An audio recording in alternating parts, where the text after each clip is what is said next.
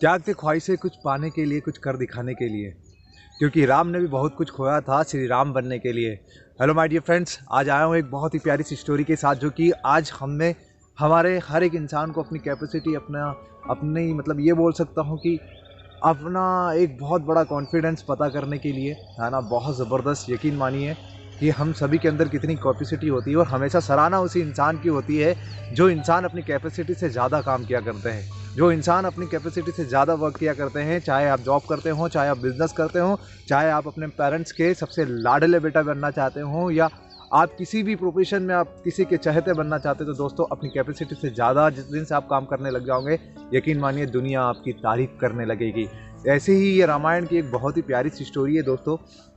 यकीन मानिए इस स्टोरी को ध्यान से सुन लिया तो जीवन में और आपकी हर समस्या का सॉल्यूशन है कहीं ना कहीं किसी का भी चहेता बनने के लिए।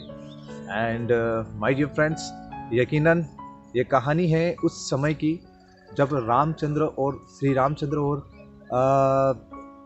राजा रावण के बीच में युद्ध हो रहा था, है ना। युद्ध के समय की बात है जब श्री रामचंद्र को अपनी सेना को लंका जाने के लिए, लंका पहुंचाने के लिए समुद्र को पार करना था, लेकिन उनके बीच में एक बहुत बड़ी प्रॉब्लम आ रही थी, वही समुद्र।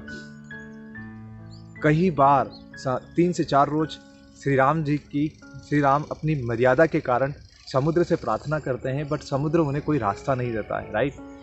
बट आखिरी में, लास्ट में उन्हें थोड़ा सा क्रोध आ जाता है और वो अपना बाण संधान कर लेते हैं, अग्नि बाण, और ये ठान लेते हैं कि आज मैं इस समुद्र को सुखा दूंगा, क्योंकि मुझे अपनी सेना को उस पार लेकर जाना है। वो बात ये नहीं थी कि सेना को उस पार लेकर जाना था, बात धर्म युद्ध की थी, बात किसी नारी के सम्मान की बात थी। तो दोस्तों, मैं आज आपको ये समझाने की कोशिश कर रहा हूँ कि जब भी इंसान को अगर किसी भी चीज़ को अगर पाने के लिए अगर थोड़ा सा सब्र की ज़रूरत हो, तो उस इंसान को सब्र करना चाहिए, राइट। अगर सब्र से काम ना चले तो अपना दूसरा अस्त्र निकालना चाहिए। शाम के बाद दंड वाला भी उठाना चाहिए, शाम दाम दंड भेद, है ना, राइट। तो ठीक वही श्री राम जी करते हैं, दंड देने का काम करते हैं। लास्ट में वो अपना बाण संधान करते हैं तो तुरंत समुद्रदेव प्रकट होते हैं और त्राई माम करते हुए बोलते हैं कि हे प्रभु श्री राम, आप तो मर्यादा की खान है, आप मुझे किस कारण से दंड दे रहे हैं। तो राम जी बोलते हैं कि मैं आपसे कितने समय से याचना कर रहा हूँ, प्रार्थना कर रहा हूँ कि मुझे अपनी सेना को पार ले जाना है, आप मुझे रास्ता दीजिए, लेकिन आपने मेरी नहीं सुनी। इस पर समुद्र देवता बोलते हैं कि भगवान जी, आपकी बात बिल्कुल सही है, बट मैं अपने समुद्र में कई सारे जीव जंतुओं की सेवा करने में लीन था, मैं इसके कारण से मैं आपकी बात नहीं सुन पाया, मुझे क्षमा कीजिएगा। तो श्री राम जी बोलते हैं कि बताओ फिर क्या रास्ता है, मुझे रास्ता क्यों नहीं दे रहे हो, क्या रीज़न है, इसके बीच का रीज़न निकालिए, आप रास्ता निकालिए। तो समुद्र देवता कहते हैं कि भगवान, आपकी सेना के अंदर नल और नील नाम के 2 बहुत ही प्रतापी वानर हैं, जिनको बचपन में ऋषि मुनियों के द्वारा श्राप दे दिया गया था कि जब वो बर्तनों को उनके नदी के जल में फेंक देते थे तो वो तैरने लगते थे, राइट। अगर आपके नाम के प्रताप से, अगर हे प्रभु श्री राम, अगर ये लोग पत्थर भी जल में डालेंगे तो मेरे जल पर, समुद्र पे आपका बहुत बड़ा एक पुल निर्माण होगा और आपका एक बहुत बड़ा नाम होगा हे प्रभु, और बहुत ज़बरदस्त एक कीर्ति होगी, और मैं अपनी ओर से आपकी उस पुल को बहुत अच्छे से सुरक्षा प्रदान करूंगा, मेरी लहरें आपके उस पुल को कोई नुकसान नहीं पहुंचाएगी, मैं अपनी ओर से अपना सारा योगदान दूंगा। कृपा करके प्रभु आप ये काम करना स्टार्ट करवाइए, अपनी विशाल सेना द्वारा इस समुद्र पर आप पुल निर्माण करिए और मैं अपना पूरा योगदान दूंगा आपके साथ। ये सुनकर काम करना स्टार्ट हो जाता है, उनकी पूरी विशाल सेना काम करना शुरू कर देती है, और उस विशाल सेना के बीच में एक नन्ही सी गिलहरी भी होती है जो पुल के छिद्रों में छोटे छोटे कंकड़ अपना ला रही थी और उनको उन छिद्रों में डाल रही थी।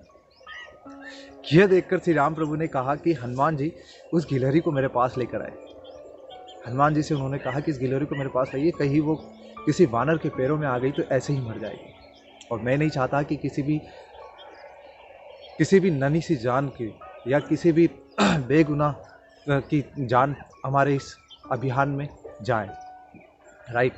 तो जब हनुमान जी द्वारा उस गिलहरी को श्री राम जी के पास लाया जाता है, और राम जी जब पूछते हैं उस गिलहरी से कि तुम ये काम क्यों कर रही हो, ऑलरेडी तुम देख रही हो कि कई सारे लोग, कई सारे वानर सेना, कई सारी पूरी सेना बहुत ज़बरदस्त तरीके से काम कर रही है और पुल का निर्माण कर रही है ना। कोई पेड़ ला रही है तो कोई पत्थर लेके जा रहा है ना।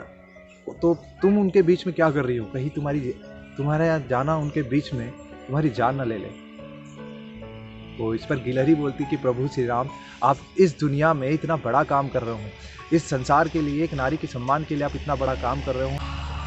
आप एक धर्म युद्ध कर, आपने एक बहुत बड़ा धर्म युद्ध कर रहे हो और उस धर्म युद्ध में शायद मैं आपका थोड़े से काम आ सकूँ, मेरी नन्ही सी जान आपकी थोड़े से काम आ सके, ये मेरा बहुत बड़ा सौभाग्य है। प्रभु, मैं चाहती हूँ कि जब आप इस पुल से गुजरो तो आपको या आपकी सेना को किसी प्रकार की कोई चोट ना पहुँचे।